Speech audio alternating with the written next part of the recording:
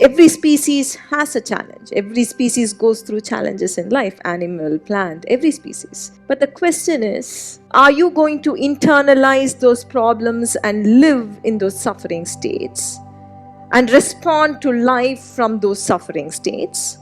Or are you going to hold this vision of living a life free of suffering, living and experiencing life from an enlightened state?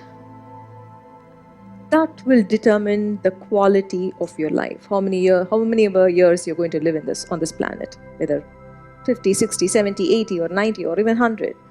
That vision to live free of suffering has to be deep rooted in you.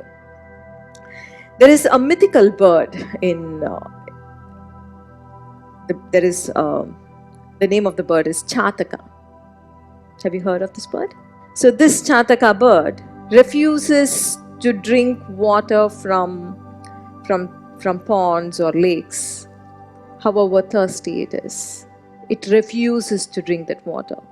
It waits for the rain-forming clouds, and it waits for the water to fall off from the clouds, and before it reaches the earth, it drinks that water and quenches its thirst. I want you to be that Chataka bird who refuses to live a life from a suffering state. Please understand, the more you are immersed in a suffering state, you are not helping yourself. You are not helping the problem or the challenges that is currently on your table. You're not helping people around you.